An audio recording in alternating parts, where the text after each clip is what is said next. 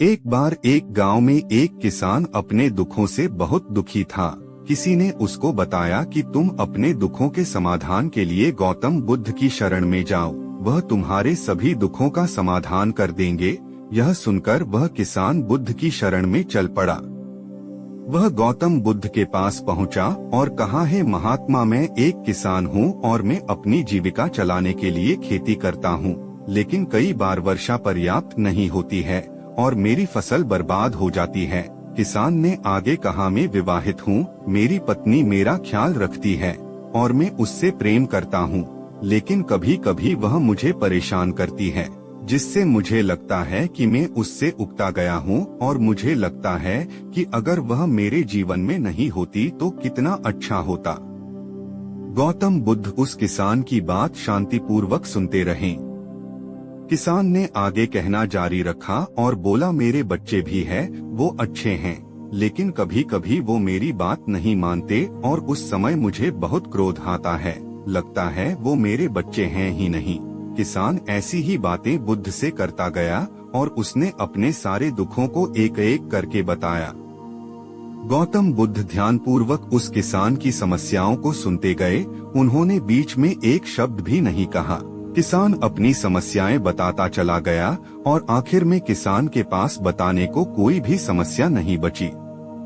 अपना मन हल्का हो जाने के बाद वह चुप हो गया और बुद्ध के जवाब की प्रतीक्षा करने लगा, लेकिन बुद्ध ने कुछ नहीं कहा। किसान अब और सब्र नहीं कर सकता था। वह आवाज ऊंची करते हुए बोला, क्या आप मेरी समस्याओं का समाधान नहीं करेंगे? मैं तुम्हारी कोई सहायता नहीं कर सकता, बुद्ध ने उत्तर दिया। किसान को अपने कानों पर यकीन नहीं हुआ।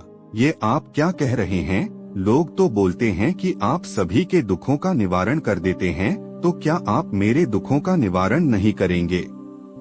बुद्ध ने कहा, सभी के जीवन में कठिनाइयाँ होती हैं। तुम्हारे जीवन में कोई नई कठिनाई नहीं है।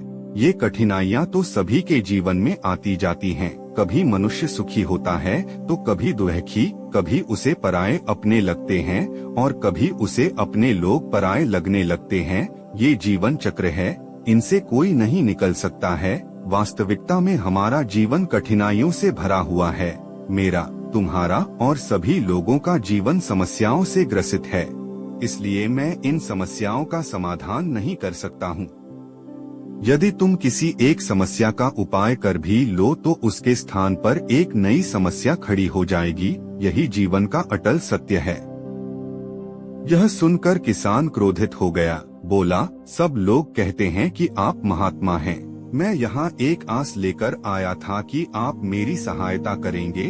अगर आप मेरी समस्याओं का समाधान ही नहीं कर सकते तो मेरा यहाँ आना व्यर्थ हुआ। इसका मतलब सभी लोग झूठ बोलते हैं। मैं बेकार ही आपके पास आया। इतना बोलकर किसान उठकर जाने लगा। तभी बुद्ध ने कहा, मैं तुम्हारी इन समस्याओं का समाधान तो नहीं कर सकता हूँ, लेकिन हाँ, मैं तुम्हारी एक दूसरी समस्या का समाधान कर सकता हूँ। किसान ने आश्चर्य से कहा, इन समस्याओं के अलावा दूसरी समस्या? भला वह कौन सी समस्या है? बुद्ध ने कहा, वह यह कि तुम नहीं चाहते कि तुम्हारे जीवन में कोई समस्या हो। इसी समस्या के कारण ही दूसरी कई समस्याओं का जन्म हुआ है। तुम इस बात को स्वीकार कर लो कि सभी के जीवन में समस्याएं होती हैं, कठिनाइयां होती हैं। तुम सोचते हो कि तुम इस दुनिया में सबसे ज्यादा दुखी हो और तुम्हारे जितना कोई और दुखी नहीं है। तुम अपने आसपास देखो, क्या वो लोग तुमसे कम दुखी हैं? तुम्हें अपना दुख बड़ा लगता है, लेकिन जो लोग तुम्हारे आसपास रहते हैं उनको उनका दुख बड़ा लगता है। इस दुनिया में सभी को अपना दुख बड़ा लगता है, चाहे दुख छोटा हो या फिर बड़ा हो, लेकिन वह जिसके साथ घट रहा है उसके लिए वह दुख बड़ा प्रतीत होता है। अगर तुम ध्यानपूर्वक देखोगे तो समझ जाओगे कि यह जीवन सुख दुख से भरा हुआ है। इसको तुम कभी नहीं बदल सकते हो, लेकिन हाँ, तुम सुख दुख से ऊपर अवश्य उठ सकते हो। यह तुम्हारे लिए संभव है। सुख और दुख को हम आने से रोक नहीं सकते हैं, लेकिन सुख और दुख का हम पर कोई प्रभाव न पड़े ऐसी व्यवस्था हम कर सकते हैं। और इसकी शुरुआत इस तथ्य को समझने के साथ शुरू होती है कि हम कुछ भी कर ले जीवन में सुख दुख आने ही आने हैं, लेकिन हमें उनसे विचलित नहीं होना चाहिए। तुम अपने आसपास देखो, क्या वो लोग तुमसे कम दुखी हैं?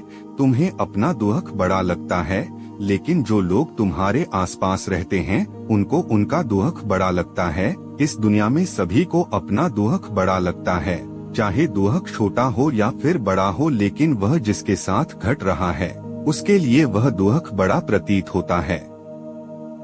अगर तुम ध्यानपूर्वक देखोगे तो समझ जाओगे कि यह जीवन सुख दुख से भरा हुआ है।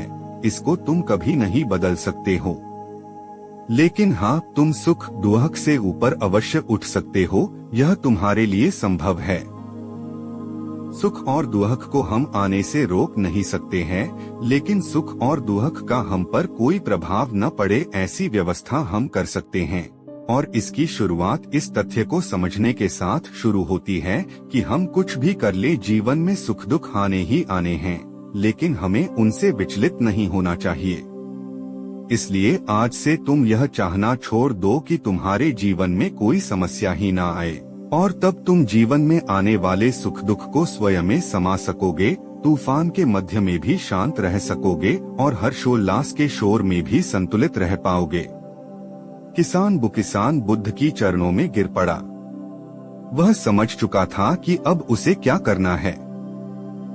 मित्रों, यह जीवन सुख दुख से भरा हुआ है।